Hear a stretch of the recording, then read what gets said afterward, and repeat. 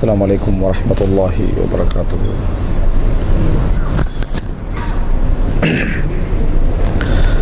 إن الحمد لله نحمده ونستعينه ونستغفره ونعوذ بالله من شرور أنفسنا ومن سيئات أعمالنا من يهده الله فلا مضل له ومن يضلل فلا هادي له وأشهد أن لا إله إلا الله وحده لا شريك له وأشهد أن محمدا عبده ورسوله أما بعد.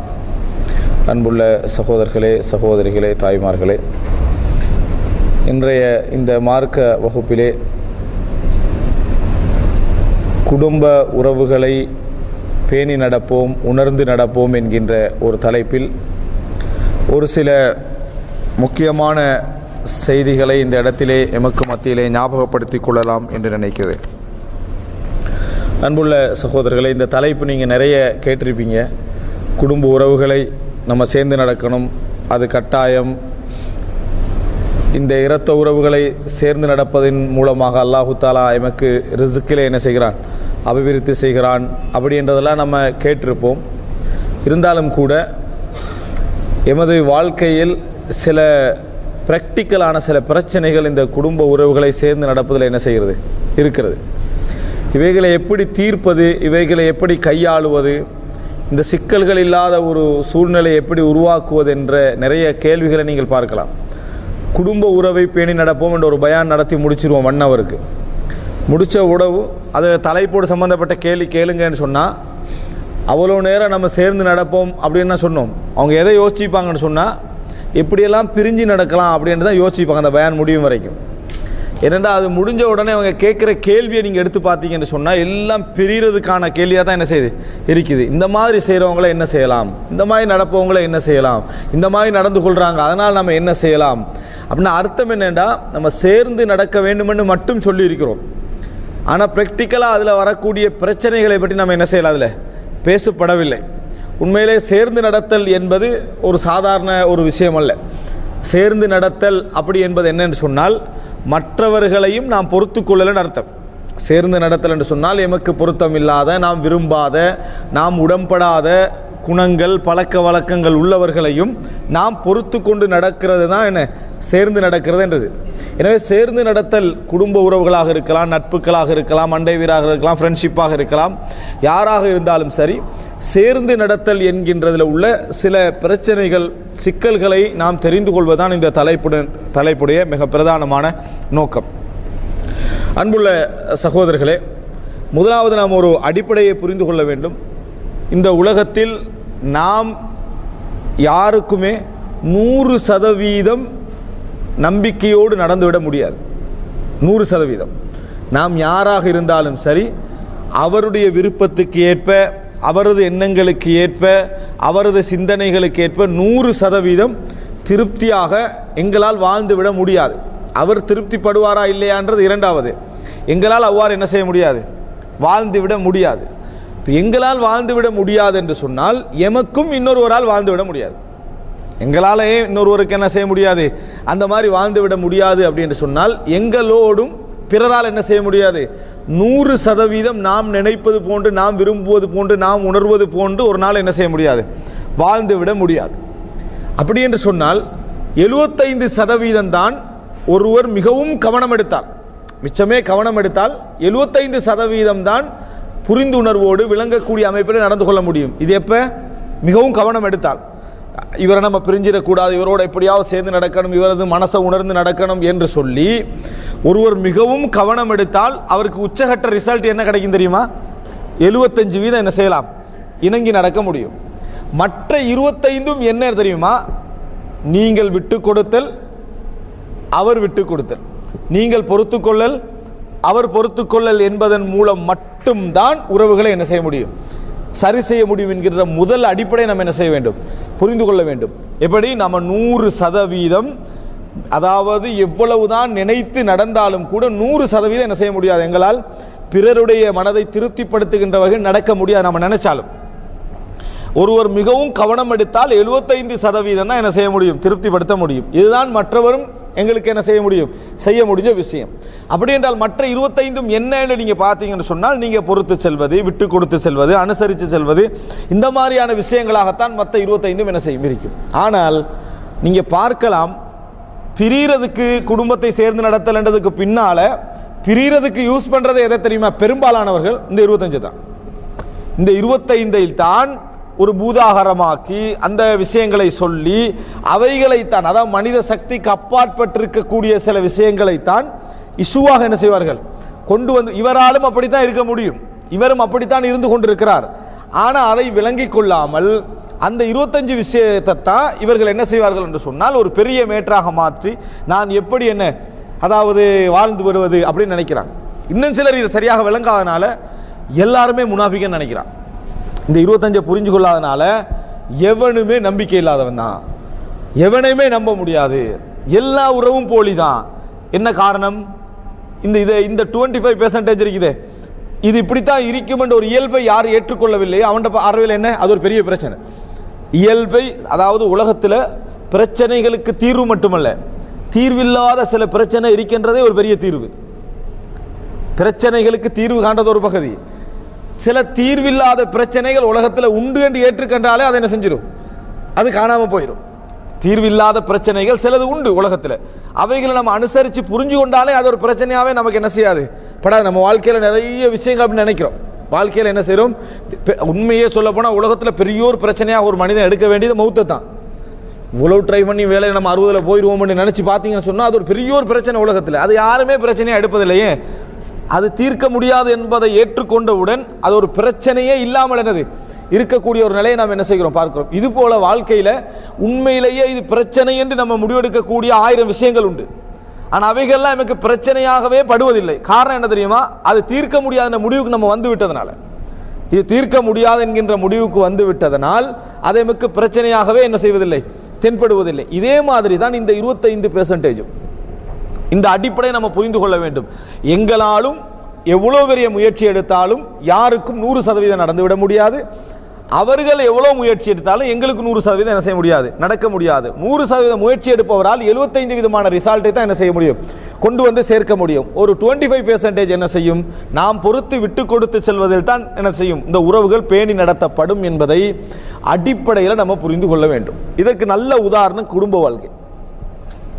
ஃப்ரெண்ட்ஷிப்பை கூட அவசரமாக கட் பண்ணிட்டு என்ன செஞ்சிடலாம், போயிடலாம். 20 வருஷம் ஃப்ரெண்டாக இருந்தேன், 30 வருஷம் ஃப்ரெண்டாக இருந்தேன் எல்லாம் சொல்லிட்டாலும் சரி, அதை என்ன செய்யுது, அதுக்கு ஒரு ராபித்தா உண்டு இல்லை, இணைக்கிறதுக்கான ஒரு உலகியல் ரீதியான ஒரு கனெக்ஷன் உண்டு இல்லைன்றதுனால அது பிரிஞ்சு போயிடும். ஆனால் இந்த கணவன் மனைவியாக சேர்றாங்க தானே, கணவன் மனைவியாக சேர்ந்தவுடன் ஆரம்ப 2-3 மாதங்களுக்கு நீங்கள் பார்க்கலாம், அல்லாஹு தஆலா எனக்கெனவே படைத்தான் அப்படின்னு சொல்கிற மாதிரி கணவன் சொல்லிக்கொள்வான், எனக்கெனவே படைத்தான்னு மனைவியும் சொல்லிக்கொள்வான். எது வரைக்கும்? 3 மாதம். ஏன் 3 மாதம் சொல்கிறாங்க தெரியுமா? இவனும் அட்ஜஸ்ட் பண்ணுறான், அவனும் அட்ஜஸ்ட் பண்ணுறான், இவனும் அதெல்லாம் பிரச்சனை இல்லை, அது ஒரு மேட்டரே இல்லை அப்படின்னு நடந்து கொள்கிறான் இந்த 3 மாதமும். அதனால தான் எனக்கெனவே படைச்சன மாதிரி இவன் நினைக்கிறான், இவன் அவளை என்ன நினைக்கிறான், எனக்கெனவே படைத்த ஒரு கணவர்னு நினைக்கிறான். என்ன காரணம்? என்ன, 2 பேர்கிட்ட வேறு வேறு குணங்கள் இல்லாமல் இல்லை, அந்த 3 மாதத்துல பண்ணுற அட்ஜஸ்ட்மெண்ட் அதுக்கு பிறகு பண்ணுறதில்லை. அந்த 3 மாதத்தில் என்ன அட்ஜஸ்ட் பண்ணுவாங்கன்னு சொன்னால் பெத்த தாயை ஆச்சரியப்படும், ஏன மகன் தானா வேண்டி என்ன அட்ஜஸ்ட்மெண்ட் தெரியுமா? அப்படிப்பட்ட ஒரு அட்ஜஸ்ட்மெண்ட் 2 பேரும் செய்து கொள்வார்கள். அப்படி செய்து கொள்வதனால அவருடைய கோபத்தை இவன் மதிக்கிறான், இவருடைய கோபத்தை அவங்க மதிக்கிறாங்க, எல்லா விதத்திலும் விட்டு கொடுப்பாங்க நடக்கும். ஏன்னா அந்த அன்பு பாசம், இப்போதான் குடும்ப வாழ்க்கையில் இணைந்திருக்கிறோம், உலகமே இதுக்கு தான் படைக்கப்பட்டிருக்கிற மாதிரியான சிந்தனையில் இருக்கிறதுனால எதுவுமே ஞாபகத்துக்கு வராமல் தாய் தந்தை பெற்றோர்கள் குடும்ப உறவு எல்லாத்தையும் உதறிட்டு அதில் இணைந்திருப்பதனால எல்லா விட்டு கொடுப்பு நடக்கிறதுனால நம்ம 2 பேருக்கு பிரச்சனையே இல்லாத மாதிரி என்ன செய்வாங்க, நினைப்பாங்க. அதுக்கு பின்னால் 4வது மாதம் உண்டு ஸ்டார்ட் ஆகும். அப்போ இங்கே குறைஞ்சிட்டு வரும், இது அட்ஜஸ்ட்மெண்ட் குறைஞ்சிடும். அட்ஜஸ்ட்மெண்ட் குறைஞ்சோடனே ஒவ்வொரு சின்ன விஷயங்களை ஏற்கனவே என்ன சொல்லிப்பான், நீ சமைக்காட்டியே பரவாயில்ல, ஹோட்டல் போது நம்மளுக்குன்னு சொல்லியிருப்பான், விளங்கிட்டா, அது ஒரு பிரச்சனையே இல்லைன்னு சொல்லியிருப்பான். ஆனால் அதைத்தான் அடுத்த வருஷம் மிகப்பெரிய பிரச்சனையை அவன் என்ன செஞ்சிருப்பான், வச்சிருப்பான். அப்போ என்ன காரணம்? அது எங்கே அவனால் அட்ஜஸ்ட் பண்ண அதாவது முடியுமோ அந்த இடத்துல 2 பேரும் ஒற்றுமை என்கின்ற ஒரு சிந்தனை என்ன செய்யுது, அங்கே ஒரு உணர்வு ஒன்று உருவாகுது. எங்கே நம்ம அட்ஜஸ்ட் பண்ண மாட்டோமோன்னு முடிவுக்கு வந்துட்டோமோ அல்லது வேறொரு வெறுப்பு, அட்ஜஸ்ட் பண்ணுறதுக்கு இன்னொரு காரணம் என்னன்னா அவர்களும் ஒன்று அட்ஜஸ்ட் பண்ணுறாங்களே, விட்டு கொடுக்குறாங்க, அதை பார்த்து இவனு விட்டு கொடுக்குறான், அங்கே பிடிச்சோன்னே இவனு பிடிக்கிறான். இப்படியான ஒரு நிலைமை வந்தவுடன் எதெல்லாம் பிரச்சனை இல்லையோ, எதெல்லாம் திருமணத்துக்கு முன்னால் அதில் ஒரு மேட்டரில் இது பிரச்சனை இல்லை, அது பிரச்சனை இல்லை, இது பிரச்சனை எல்லாம் சொல்லிப்பாங்க, ஆனால் 3 மாதத்துக்கு ஒரு அவைகள் தான் மிகப்பெரிய பிரச்சனையாக என்ன செஞ்சிருக்கும், பேச்சுவார்த்தையில் வந்து நிற்கக்கூடிய நிலைமையை பார்க்கிறோம். இதற்கு என்ன காரணம்? 2 பேருடைய குணமும் மாறலை. ஏற்கனவே உள்ள விட்டு கொடுப்பை விட்டு கொடுத்துட்டாங்க. எதை விட்டு கொடுப்பை அவர்கள் விட்டு கொடுத்து விட்டார்கள். விட்டு கொடுப்பை விட்டு கொடுத்தா பிடிவாதம் என்ன செஞ்சிடும், வந்துருன்னு அர்த்தம். இதனால தான் ஒரு பெரிய பிரச்சனை அங்கே உருவாகுவதை நீங்கள் குடும்ப வாழ்க்கையிலேயே என்ன செய்யலாம், பார்க்கலாம். இதே 3 மாதம் உங்களுக்கு திருப்பி வரும். எப்போ தெரியுமா? 6-7 வருஷத்துக்கு பிறகு. 6-7 வருடத்துக்கு பின்னால் என்ன நடக்கும்டா, இவங்க அப்படித்தான், இவர் இப்படித்தான் அப்படின்ற முடிவுக்கு வந்த பின்ன அதே அட்ஜஸ்ட்மெண்ட் தொடரும். அதே மாதிரி வாழ்க்கை சரியாகிடும். அதே மாதிரி என்ன வாழ்க்கை திருப்பி பேலன்ஸ் ஆகி யாருமே மாறலை, இவங்களும் மாறலை அவர்களும் மாறலை. என்ன நடந்ததுன்னா மறுபடியும் அந்த பழைய விட்டு கொடுப்பு போராட்டத்துக்கு பின்னால பழைய விட்டு, இதுக்கு 2க்கு இடையில இந்த 2வது 3வது வருஷத்துல சிக்கினா தான் விவாகரத்து. இது அப்படியே கொஞ்சம் அப்படி ஒருத்தர் ரன் பண்ணிக்கிட்டு போயிட்டான்னு சொன்னா ஒரு 8வது 9வது வருஷத்துல பாத்தீங்கன்னு சொன்னா திருப்பி அதே பழைய என்னது அந்த பள்ளத்துக்கு வந்திருக்கும். பள்ளத்துக்கு அதே மாதிரி போய்கிட்டு. காரணம் விட்டு கொடுப்போம். நீங்க வாழ்க்கையில நிறைய இடங்களை பார்த்தீங்கன்னு சொன்னா இன்றைக்கு உங்களோட நிறைய நண்பர்கள் நிற்கிறாங்கன்னு சொன்னா அவர்கள் எல்லாம் மற்றவர்களை விட தூய்மையானவர்கள் அர்த்தம் அல்ல. நீங்க அவருக்கு நிறைய விட்டு கொடுத்தீங்க, அவர் உங்களுக்கு நிறைய விட்டு கொடுத்தாரு, வேற எதுவுமே இல்லை. அதே பிழை எல்லாரும் செஞ்சுக்கிறான். நீங்களும் அவருக்கு அதே பிழை செய்திருக்கிறீர்கள், அவர்களும் உங்களுக்கு அதே பிழையை செஞ்சுக்கிறான். யாரெல்லாம் விலகி போனார்களோ சில பொழுது அவர்களை விட பெரிய பிழைகளை இவர்கள் செய்திருப்பார்கள் உங்களோடு இருந்து கொண்டும். நீங்களும் அவர்களுக்கு செய்திருப்பீர்கள். ஆனா இவனும் விலகலை, நீங்களும் விலகலை. என்ன காரணம்? விட்டு கொடுப்பு. எனவே வாழ்க்கையில உறவை பேணுதல் என்பதில் 25% 100ல் 25% எதுல நடக்குதுன்னு பார்த்தீங்கன்னு சொன்னால் விட்டு கொடுப்பு என்பதில் தான் நடக்கிறது என்பதை நாம் என்ன செய்ய வேண்டும், புரிந்து கொள்ள வேண்டும். சில விசாரிக்கப்பட வேண்டிய பிரச்சனைகள் என்ற சில விஷயங்கள் உண்டு, அது ஒரு புறம் வைங்க. ஆனால் பெரும்பாலானவைகளில் நீங்க முதலாவது கடைபிடிக்க வேண்டிய பிரதானமான அம்சம் எது தெரியுமா? அஹ்சின் இலா மன் அஸாஅக். ரசூல் ஸல்லல்லாஹு அலைஹி வஸல்லம் சொன்னார்கள், உங்களுக்கு யார் முரண்பட்ட முறையில் நடந்து கொண்டாரோ, மனவழிக்கு நடந்து கொண்டாரோ, அதாவது ஒரு முறையான முறையில் நடந்து கொள்ளவில்லையோ அவரோடு நல்ல முறையில் நடந்து கொள்ளுங்கள். இதுதான் மிக பிரதானமான விஷயம். அல்லாஹ் தஆலா குர்ஆனில் சொல்லி காட்டுகிறான், இத்ஃபா பில்லதி ஹிய அஹ்ஸன் ஃபஇதல்லதி பைனக வ பைனஹு அதாவா கஅன்னஹு வலியுன் ஹமீம். யார் உங்களுக்கு தவறு செய்தாலும் சரி அவர்களை நீங்கள் நலவை கொண்டு அதை டிஃபெண்ட் பண்ணுங்க. நல்லதை செஞ்சு அதை என்ன செய்யுங்க, நீங்கள் தடுத்து விடுங்கள். உங்களுக்கும் எவருக்கும் இடையில் பகைமை இருக்கிறதோ அவர் உற்ற நண்பன் போல் ஆகிவிடுவார். அவர் உற்ற நண்பன் போல் ஆகிவிடுவார். வமா யுலக்காஹா இல்லல்லதீன சபரு வமா யுலக்காஹா இல்லா து ஹவ்லின் அதீம். அல்லாஹ் தஆலா சொல்றான், இது யாருக்கு கிடைக்கும் தெரியுமா? மிகப்பெரிய பொறுமைசாலிக்கு தான் இந்த மனம் கிடைக்கும். மிகப்பெரிய சந்தர்ப்பம் உள்ளவனுக்கு, அதாவது மிகப்பெரிய வாய்ப்பு அதிர்ஷ்டம் உள்ளவனுக்கு தான் கிடைக்கும். அல்லாஹ் தஆலா என்ன செய்றான், சொல்லி காட்டுறான் இந்த மாதிரியான நிலை. இதனால தான் உலகத்திலேயே மிகப்பெரிய அட்ஜஸ்ட்மெண்ட் செய்ய வேண்டியவராக யார் இருப்பாரு? தலைவர். உலகத்திலேயே மிகப்பெரிய அட்ஜஸ்ட்மெண்ட் செய்ய வேண்டியவராக யார் இருப்பாரு? தலைவர். அப்பதான் கீழே உள்ள நிறைய மக்களை என்ன செய்ய வேண்டியிருக்கும், தக்க வைத்துக் கொள்ள முடியும். அவரை இவற்றையும் கேட்கணும் இவற்றையும் கேட்கணும். அவர்கள் முஆவியா ரலியல்லாஹு அன்ஹு அவர்களை பற்றி ஒரு பெரிய சிறப்பு சொல்வார்கள். என்னன்னு சொன்னால், ஒவ்வொருவரும் நினைப்பார்களாம் முஆவியா என்னது ஆளுது, முஆவியா என்னுடைய நபர், நான் சொன்னா கேட்கிற நபர் என்று அந்த சமுதாயத்தில் உள்ள எல்லாரும் என்ன செய்வார்களாம், நினைப்பார்களாம். அப்படின்னா அந்த அளவில் மக்களை புரிந்து கொண்டு நடந்தவர். எனவே அன்புள்ள சகோதரர்களே, உறவு வேணும் என்கின்ற ஒரு நிலைக்கு நாங்கள் வர வேண்டுமாக இருந்தால் நாங்கள் சேர்ந்து வாழ வேண்டும். அது குடும்பமாக இருக்கலாம், பிள்ளையாக இருக்கலாம், மனைவியாக இருக்கலாம், நட்பாக இருக்கலாம், பேண வேண்டும் அப்படி என்று சொன்னால் நீங்க என்ன செய்ய, உங்கள் உள்ளத்துடைய அந்த குணத்தை அல்லாஹ் தஆலா சொல்ற இடத்துக்கு வளர்த்துக்குங்க. அல்லாஹ் என்ன சொல்றான், வமா யுலக்காஹா இல்லல்லதீன சபரு, யார் பொறுக்கிறார்களோ அவர்களுக்கு தான் இது கிடைக்கும் என்றார். வமா யுலக்காஹா இல்லா து ஹவ்லின் அதீம், யாருக்கு மிகப்பெரிய அதிர்ஷ்டம் இருக்கிறதோ அவர்தான் இதை என்ன செய்வார், பெற்றுக்கொள்வார். அந்த இடத்துக்கு நாங்கள் வந்துட வேண்டியது.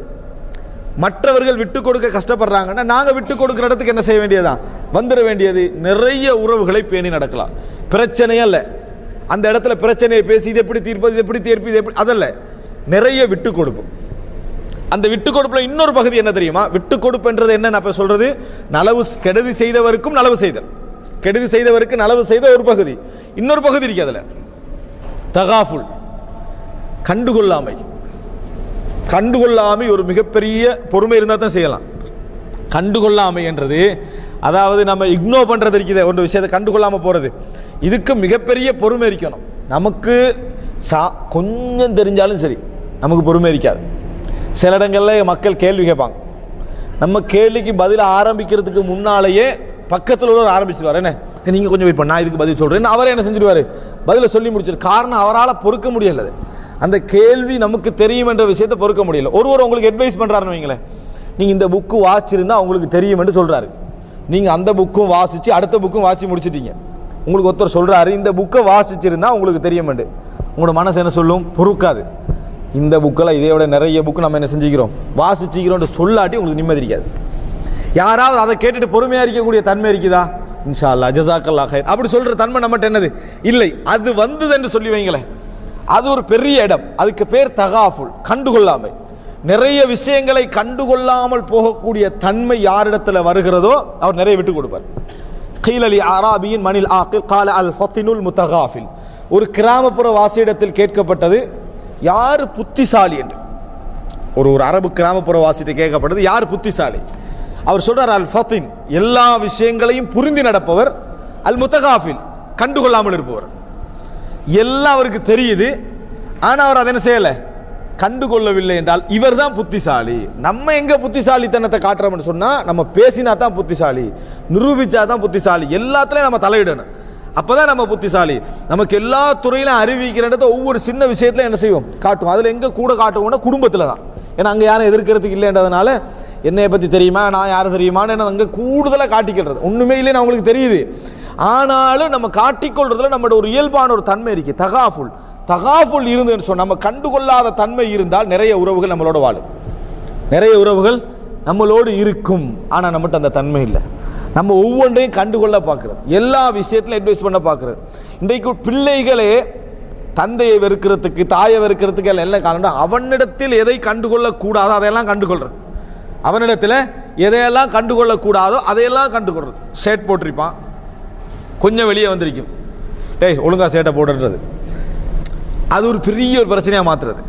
அவன் ஸ்லீப்பரை மாற்றி போட்டிருப்பான், ஸ்லீப்பரை மாற்றி போட்டுறது வேறு. அதை என்ன செய்யறது, எத்தனை முறை சொல்லிக்கிறேன், 1000 முறை சொல்லிக்கிறேன் சொல்லி என்ன வரலாற்று தவறு மாதிரி அதை சொல்றது. இப்படியே தொடர்ந்து நம்ம கண்டுகொள்றோம் பாருங்க. அவன் முதலாம் முடிவு எடுக்கிற, இந்த ஆளுக்கு முன்னால் நம்ம போகக்கூடாது, யாரு இவருக்கு முன்னால் போகக்கூடாது, தாய்க்கு பின்னால் தான் என்ன செய்யணும், போகணும். முடிவெடுக்கிறதுக்கு காரணமே தந்தையுடைய இயல்பு கண்டுகொள்றது தான். தந்தையுடைய இயல்பு என்ன, கண்டுகொள்ற தன்மை தான். இந்த கண்டுகொள்ற தன்மை அதிகமாகினால் நமக்கு முன்னால் யாரும் வரமாட்டாங்க. நமக்கு முன்னாலே இந்த உலகத்தில் அப்படி இருக்கல, அது யாராலையும். கண்டுகொள்ற தன்மை அல்லாஹு தாலா ஏன் இந்த நன்மை தீமை எழுதுகிற மலக்குமாரை பக்கத்தில் தான் நீக்கிறாரு, கொஞ்சம் தட்டி சொல்லிடலாம் தானே, எழுத போகிறேன் கவனம் மாதிரி அந்த மாதிரி எல்லாம் வைக்கலையே. அவர் எழுதுகிற வேலையை மட்டும்தான் அவர் என்ன செய்வார். உணர்த்துற வேலை ஒன்று என்ன செய்யறதில்லை, செய்வதில்லை. இந்த உணர்த்துற வேலை இருக்குதே, அது ஒரு அளவில் தான் என்ன செய்யணும், இருக்கணும். இதனால தான் உறவுகள் நிறைய என்ன செய்கிறது, நம்மளை விட்டு கலந்து போகுது. நான் சொல்லல குர்ஆனுக்கு முரணாக, சுன்னாவுக்கு முரணாக, மார்க்கத்துக்கு முரணாக நடக்கிற ஒரு விஷயத்தை கண்டுகொள்ளாமல் இருங்க, அதல்ல. நம்ம கண்டுகொள்றது தேவையில்லாத விஷயம், நம்ம அதை கண்டுகொள்றதே இல்லை. மார்க்கத்துக்கு முரணான விஷயத்தை கண்டுகொள்றது இல்லை. வீட்டுக்குள்ள நுழைவோம், டிவி போயிட்டு இருக்கும், மற்ற எல்லாம் போயிட்டு கண்டுகொள்ளாமல் போயிடுது, அதெல்லாம் கண்டுகொள்றது இல்லை. அதையெல்லாம் என்ன செய்யறது இல்லை, கண்டுகொள்றதே இல்லை. அது என்னமோ நடக்காத மாதிரி, விளங்காத மாதிரியுமே நடந்து கொள்றது. ஆனால் எதை கண்டுகொள்ள கூடாதோ அவைகளை அதிகமாக என்ன செய்யறது, கண்டுகொள்றது. வீட்டுக்கு சில பொழுதுகளில் கணவன்மார் வருவதை, தந்தை வருவதை ஒரு பிள்ளையோ மனைவியோ வெறுக்கிறதுக்கு மெயின் காரணம் என்ன, இதுதான். வாசல்ல வச்ச உடனேயே தும்பு தடியா இங்கே இருக்குது அப்படின்னு கேட்கறது. இது ஒரு பெரிய பிரச்சனையா? அதை எடுத்து நீ வச்சுட்டு தாராளம் அமைதியாக போனீன்னா அந்த பிரச்சனை முடிஞ்சுது. இதையே எப்படி இருக்கு, அதே எப்படி இருக்குதுன்னு சொன்னோன்னே என்ன நடந்துருதுன்னா, ஒரு போலீஸ்காரர் வர மாதிரி ஒரு ஃபீலிங்கை ஏற்படுத்தினா பிள்ளைகள் என்ன செஞ்சிருது, வெறுக்க ஆரம்பிக்குது. என்ன நடக்குமோ, எது நடக்குமோ, எது எப்படி இருக்குமோ என்கின்ற இது. அதனால தான் ஃபத்தினுல் முத்தகாஃபில் என்றால் புரிந்தும் அறிந்திருந்தும் அதை கண்டுகொள்ளாமல் வாழுகின்ற ஒருத்தர் இருக்கார் தானே, அவர் தான் புத்திசாலி. ரசூல் ஸல்லல்லாஹு அலைஹி வஸல்லம் அவர்களுக்கு ஆயிஷா ரலியல்லாஹு அன்ஹா 11 மனைவியருடைய கதையோடு எடுத்து சொல்றாங்க. ஒரு கதையை சொல்றாங்க இரவு நேரத்தை. சஹீஹ் முஸ்லிம்ல வார செய்தி நீங்க கேள்விப்பட்டிருப்பீங்க. அந்த 11 மனைவியரும் தன்னை கணவன்மாரை பற்றி எதுவுமே மறைப்பதில்லை, நாங்கள் ஓப்பனாக பேசுவது அப்படின்னு ஒரு கதை. அதை யார்கிட்ட சொல்றாங்க, ஆயிஷா ரலியல்லாஹு அன்ஹா ரசூல் ஸல்லல்லாஹு அலைஹி வஸல்லம் அந்த கதையை கேட்டுக்கொண்டே இருக்கிறாங்க. ரசூல் ஸல்லல்லாஹு அலைஹி வஸல்லம் கதையை கேட்டுக்கொண்டே இருக்கிறேன். இதுக்கு முதலாக பொறுமை வேணும். எதுக்கு, 11 மனைவியோட சப்ஜெக்டை சொல்லி முடிக்கிறது இருக்குது, அட்லீஸ்ட் 1 மணி நேரமாவது என்ன செஞ்சுக்கும் போய்க்கும். ரசூல் ஸல்லல்லாஹு அலைஹி வஸல்லம் எங்களை விட வேலை பழுவோடுறீங்க, இதோட இரவு எழும்பி தொழுறது கட்டாய கடமை வேற. அந்த மாதிரி டைம்ல அப்போ அதை நேரம் ரசூலா பொறுமையாக கேட்டுட்டிருக்கிறான். அதில் ஒரு பெண்மணி சொல்கிறா, ஜவுஜி எனது கணவரை பொறுத்த வரைக்கும் இதா தஹல ஃபஹித் வ இதா ஹரஜ அசித் வலா யஸ்அலு அம்மா அஹித். என் கணவர் வீட்டுக்குள்ள நுழைந்தால் சிறுத்தை, வெளியே போனால் சிங்கம், அகப்பட்டதை பற்றியெல்லாம் கேள்வி கேட்க மாட்டார். எப்படி? இதுதான் ஹதீஸ்ல வாருது. வீட்டுக்குள்ள நுழைந்தால் சிறுத்தை, வெளியே சென்றால் சிங்கம், அகப்பட்டதையெல்லாம் கேள்வியாக கேட்க மாட்டார். சிறுத்தை நிறைய தூங்கும், சின்ன வேட்டையாடுறது தூங்குறது இதான் வேலை. வீட்டுக்குள்ள நுழைந்தால் சிறுத்தைன்னு சொன்னால் கேள்வி கேட்குற லெவலில் அவர் இருக்க மாட்டார். வந்தால் அவர் அவருடைய வேலை அப்படின்னு உட்கார்ந்துருவார். வெளியே போனால் சிங்கம், மாற்ற நம்மளோட நிலைமைக்கு மாற்ற விளங்கிட்டா. நம்ம வீட்டுக்குள்ளே தான் என்னது சிங்கம், வெளியே போனால் சிறுத்தையில் பூனை. இந்த மாதிரி நம்முடைய சிச்சுவேஷன் இருக்குது. ஆனால் வீட்டுக்குள் நுழைந்தால் சிறுத்தையாகவும் வெளியே போனால் சிங்கமாக நடந்து கொள்வார். அதுக்கு விளக்கம் அந்த பெண்மணியை சொல்கிறார், வலா எஸ்ஸலு அம்மா ஆஹித், எதெல்லாம் அவருக்கு படுவதோ அதெல்லாம் கேள்வியாக என்ன செய்ய மாட்டார், கேட்க மாட்டார். யாரு கூட கேள்வி கேட்காம இருப்பானோ, அது என்ன இது என்ன அப்படி என்று சொல்லி பிடிச்சி ஒவ்வொன்றா குற்றம் பிடிக்காம இருப்பானோ, அவர்களுக்கு பக்கத்தில் இருக்கணும் நிறைய பேர் விரும்புவாங்க.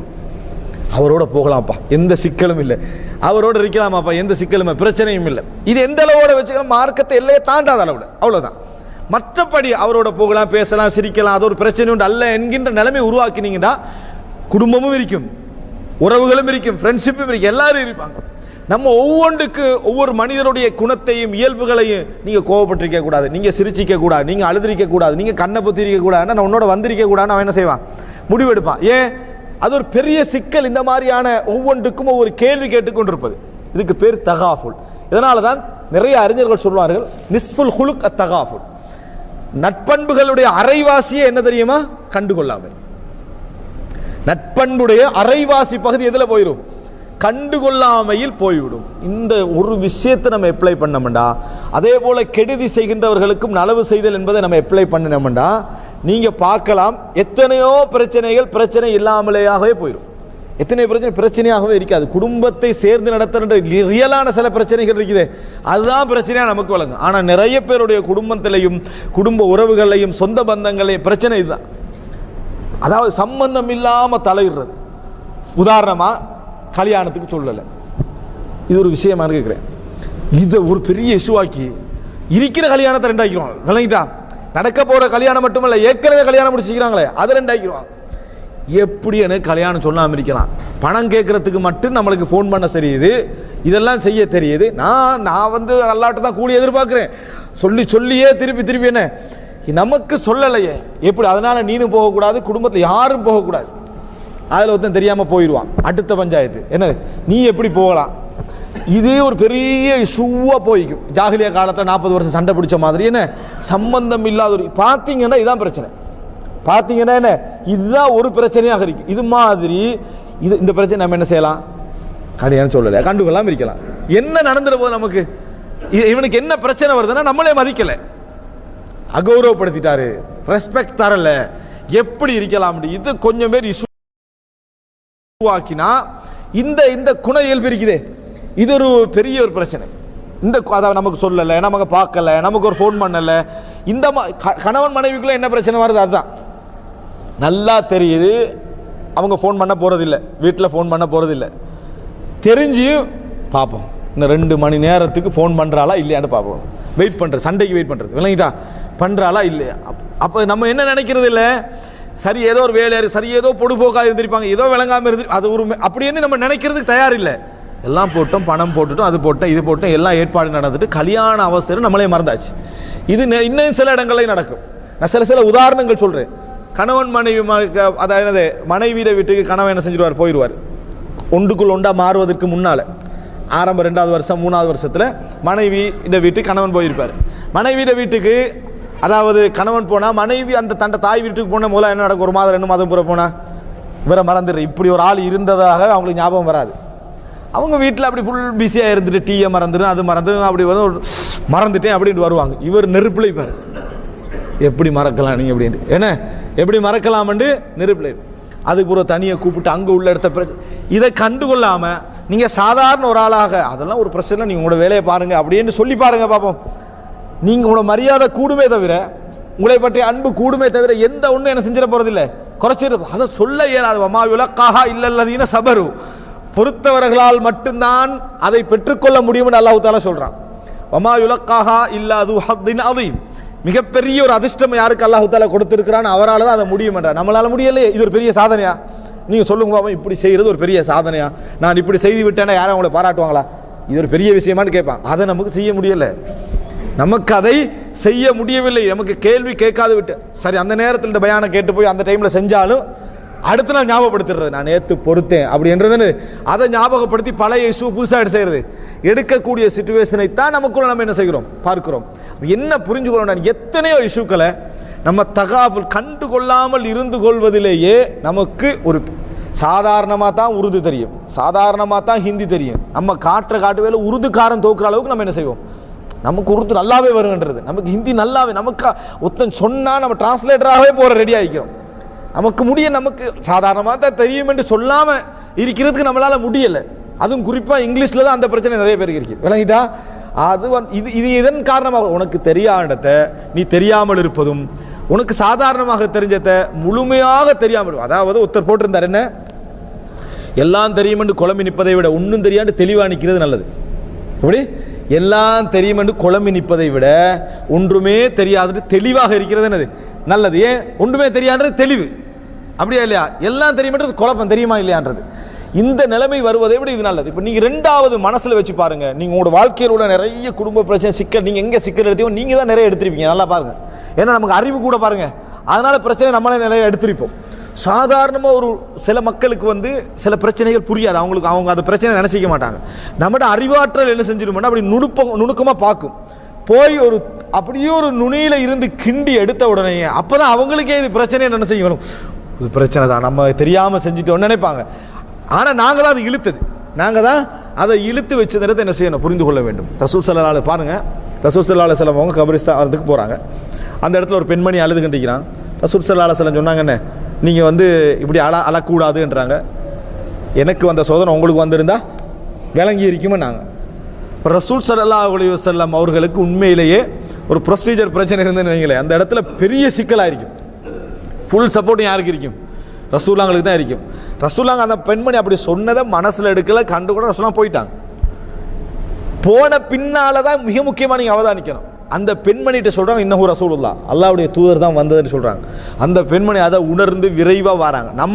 நம்முடைய இடத்த காட்டுற இடம் உணர்ந்து வர டைமில் தான் நாங்கள் எப்படி நல்லா பயான் பண்ணுறது திருந்தத்துக்கு ஒத்த, அவன் திருந்திட்டான்டா நேற்று வரைக்கும் எப்படி இருந்தீங்கன்னு கேட்குறது அவன்கிட்ட. இப்போ என்னத்துக்கு நீ அவனுக்கு பயம் பண்ண, நேற்று வரைக்கும் எப்படி இருந்தீங்கன்னு கேட்குறது. அதுக்கு திருந்தி வரத்தான் நம்ம சொன்னோம். திருந்தி வார நேரத்தில் அவனுக்கு இன்னும் கொஞ்சம் உற்சாகம் கொடுக்கணும். திருந்தி வந்து அவனுக்கு இந்த சமுதாயம் அங்கீகரிக்கும் என்ற உற்சாகத்தை கொடுக்கணும். நேற்றே உனக்கு என்ன செய்யாது, சுட்டி காட்டாது, நாமளே சுட்டி காட்டுறது. நான் சொல்லித்தான் அவன் மாறினான், நான் சொல்லித்தான் அவன் திருந்தினான், நான் சொல்லித்தான் அவன் மாறினான்னு இப்படி என்னது திருப்பி திருப்பி சொல்கிறது. ரசூலுல்லாஹ்கிட்ட வாராங்க அந்த பெண்மணி. ரசூலுல்லாஹ் வீட்டில் எந்த வாயில் காப்பாடு இருக்கவில்லை. ரசூலுல்லாஹ் வெளியே வராங்க, அல்லாஹ்வின் தூதரை நீங்கள் அல்லாஹ்வின் தூதர்னு தெரியாமல் நான் சொல்லிட்டேன்றாங்க. ரசூல் ஸல்லல்லாஹு அலைஹி வஸல்லம் இப்படி சொல்லலைன்னு, நான் அங்கேயே சொல்லியிருப்பேன், சரி ஏதோ பக்கத்தில் உள்ளவங்க சொல்லுவாங்கட்டு தான் நான் வந்தேன்னு ஒரு வார்த்தை ரசூலுல்லாஹ் சொல்ல. நம்ம சொல்லாட்டி பொறுமையாக இருக்காது நமக்கு, நம்ம அவங்ககிட்ட சொல்லாட்டி வேற யார்ட்டையாவது என்ன செய்வோம், சொல்லிடுவோம். இந்த மாதிரியான ரசூலுல்லாஹ் என்ன செஞ்சாங்கன்னு சொன்னால் அதை பற்றி எதுவுமே பேசலை. அவங்க சொல்கிறாங்க, ரசூலுல்லாஹ் பற்றி பேசலை. இன்னம ஸப்ர் இந்த சதுமத்தில் ஊலா, ஆரம்ப நேரத்தில் பொறுக்கிறதாமா பொறுமை, அவ்வளோதான் ரசூலுல்லாஹ் சொன்னாங்க. மேட்டரில் தான் ரசூலுல்லாஹ் இருந்தாங்களே தவிர அவரை கண்டுகொள்ளலைன்றதை பற்றி ரசூலுல்லாஹ் கண்டுகொள்ளவே இல்லை. இந்த மாதிரி நம்மளால் நடக்க முடிந்தால் உங்களுக்கு பக்கத்தில் 1000 உறவுகள் இருக்கும், 1000 உறவுகள் என்ன செய்யும் இருக்கும். சில நேரத்தில் சில குடும்ப பிரச்சனைகள் அப்படி வந்து நிற்கும். அவன் வரட்டு நான் கேட்குறேன், நம்மளோட சொந்த பந்தங்களாக இருக்கும், நம்ம அவங்களோட மகனாக இருப்போம், பிள்ளையாக இருப்போம், அந்த லெவலில் சொந்தமாக இருக்கும். வரட்டும் கேட்குறேன், எப்படி அவன் படுறான் போகலாம், வந்து ஒரு வருஷம் இருந்திக்கிறான் என்னை பார்க்கவே வரலையே அப்படின்னு ஒரு இஷ்யூ ஒன்று உருவாகி இருக்கும். நம்ம என்ன செய்கிறது, அப்படியா பேசினாங்க நான் கேட்குறேன் அப்படியே விடாம நான் வராதது பிழைதான்னு சொல்லி ஒரேடியாக நீங்கள் மன்னிப்பு கேட்டிங்கன்னா 10 நிமிஷத்தை அந்த பிரச்சனை செஞ்சும் முடிஞ்சிடும். நீங்கள் என்ன இப்படியெல்லாம் பேசினீங்களாமட்டு கேட்டீங்கன்னு வைங்களே, பெரிய இஷ்யூவாக என்ன செய்யாது மாறும். இது தேவையா? நம்ம முடிஞ்ச பிரச்சனைகளை தகாஃபுல் கண்டுகொள்ளாமல் இருப்பதன் மூலமே நிறைய பிரச்சனைகள் என்ன செஞ்சிடும். அதாவது விட்டு கொடுத்தாலே பிரச்சனை என்ன செஞ்சு. உலகத்தில் மன்னிப்பு கேட்டுட்டா யார் குற்றம் பிடிச்சானோ அவனுக்குரிய ஆயுதம் கீழே விழுந்துடும். அவனால் மன்னிப்பு கேட்ட பின்னால் அடுத்த ஸ்டெப் என்ன செய்யலாது, வைக்க முடியாது என்பதை நீங்கள் புரியாது. பெரிய ஒரு பலம் மன்னிப்பு கேட்பது இருக்கிறது, குற்றவாளிக்கு ஒரு பெரிய ஒரு பலம்.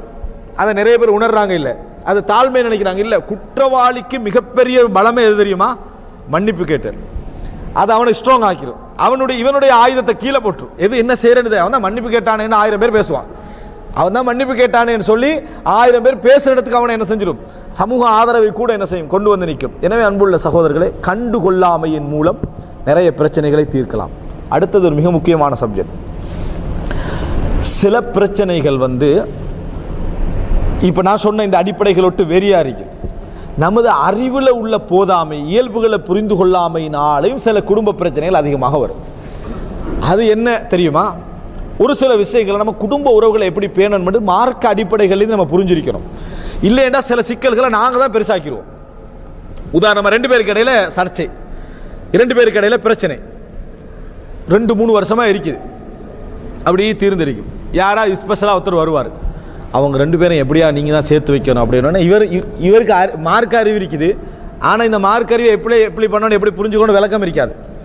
வாங்க 2 பேரும் உட்காருங்க, சமாதானப்படுத்துறதுக்கு போய்கிறாரு. 2 பேரும் உட்காருங்க, சரி கிளியராக பேசி முடிச்சிடும். நீங்கள் சொல்லுங்கள் என்ன சிக்கல். அவர் ஆரம்பிப்பார், 2002ஆம் ஆண்டுன்னு நினைக்கிறேன், மறந்தது விளங்கிட்டா, மறந்து போனது 2002ஆம் ஆண்டுன்னு நினைக்கிறேன், இல்லை 2002 2001 அப்படின்னு ஆரம்பிப்பார். அவ்வளோ கிளீனாக அவருக்கு ரிப்பீட் பண்ணி கொடுக்குறாரு பிரச்சனையை பண்ணி, இதான் நடந்தது என்று சொல்லிட்டு ஓகே இவர் க்ரோஸ் பண்ணிடுவார். அந்த டைமில் நீங்கள் என்ன செஞ்சீங்க தெரியுமா, இவருக்கு ஞாபகம் வருது. இப்படி ஒரு 1 ஹவருக்கு 2 பேருக்கும் பழைய பிரச்சனையை ஞாபகம் ஊட்டி விடுறது. ஞாபகம் ஊட்டி இவனோட சேரக்கூடாடா அப்படின்ற முடிவு அவங்க 2 பேருக்கு வந்துடும். ரைட், இவர் அதுக்கு பின்னால் நடுவர், சரி இதை நீங்கள் மறந்துடுங்க, நீங்களும் மறந்துடுங்க. அதைத்தாடா 2 பேரும் செஞ்சுக்கிட்டு இருந்தாங்க. இவரும் மறந்து போய் அவரும் மறந்து போய் தானாக சேர வேண்டிய ஒரு விஷயத்தை நீ போய் உட்கார்ந்து நீங்கள் சொல்லுங்க ஞாபகப்படுத்தி பிரச்சனையை உண்டாக்கிட்டு 2 பேரும் மறந்துடுங்க. எப்படி மறப்பாங்கன்னு கேட்குறேன். இதுதான் நிறைய நடுவர்மார் செய்கிற வேலை. நிறைய நடுவர் அதுக்கு பின்னால் சொல்கிறது என்ன, அவரும் சமாதானப்படுத்தி பார்த்தாரு சேரல, இவரும் சமாதானப்படுத்தி சேரல, அவங்க 2 பேரும் சமாதானப்படுத்தாமல் இருந்தே சேர்ந்திருப்பாங்க. இதுதான் உண்மை. நிறைய கணவன் மனைவி பிரச்சனைலாம் இதுதான், நடுவராக ஒருத்தரை கூப்பிடுறது. நீங்கள் சொல்லுங்கள் என்ன பிரச்சனை, இவருக்கு குடும்ப பிரச்சனைடா என்ன, அவருடைய இயல்பு என்ன, பெண்களுடைய சைக்காலஜி எப்படி இருக்கும், ஆணுடைய சைக்காலஜி அதெல்லாம் பார்க்குறது இல்லை. நீங்கள் சொல்லுங்கன்னு சொல்லி பிரச்சனையை உண்டாக்கி விட்டு அது என்னது பூதாகரமாகி விவாகரத்து போய் நிற்கும். சரி வராது, அவங்க விவாகரத்துன்றே நிற்கிறாங்க, அவங்க நிற்கவே இல்லை, நீ தான் கொண்டு வந்து சேர்த்த.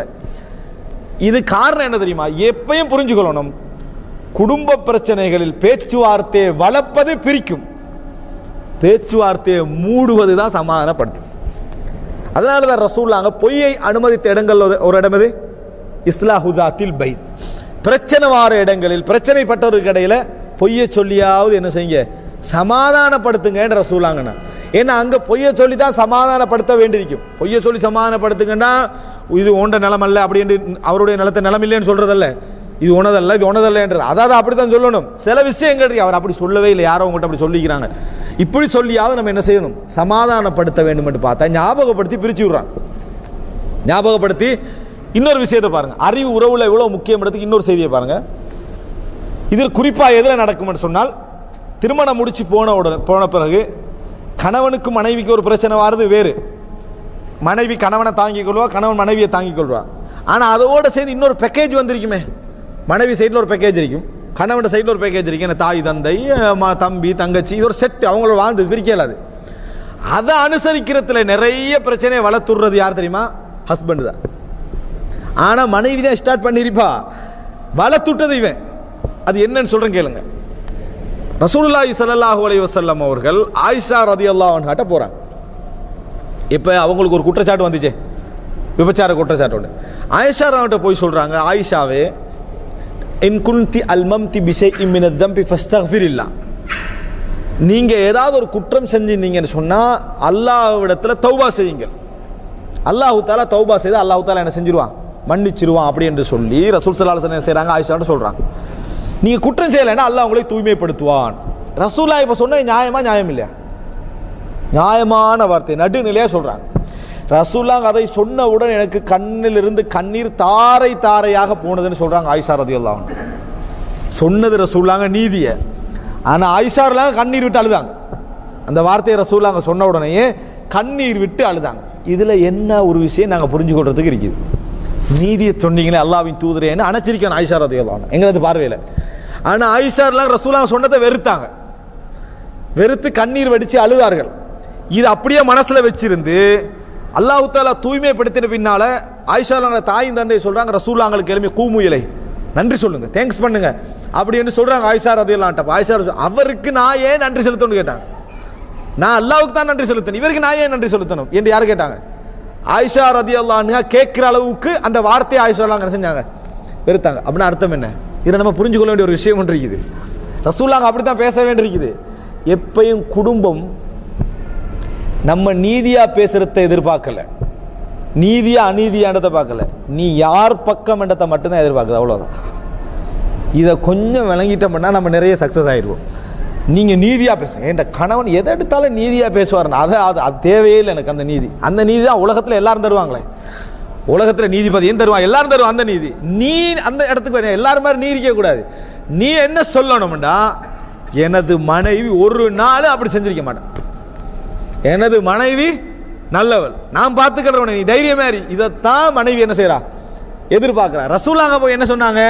நீங்க தவறு செஞ்சிருந்தா தௌபா செய்யுங்க, பிழை இல்லைன்னா அல்லாஹ் தூய்மைப்படுத்துவோம், நடுநிலை. இதுதான் ஆயிஷா அவங்களுக்கு என்ன செய்யல, பிடிக்கவில்லை. இப்ப பாருங்க, நம்ம என்ன செய்யறது? தாய்க்கும் தாரத்துக்கும் மத்தியில் ஒரு பிரச்சனை, நம்ம நீதிமன்றத்தை கூட்டி ஜட்ஜ் உட்கார்ந்துடுறது. நீங்க ஏறுங்க கூண்டுல, யாரு மனைவி இந்த கூண்டுல உங்களே விசாரிச்சது வச்சாச்சு, பிரதிவாதி நீங்க வாங்க, என்ன பிரச்சனை?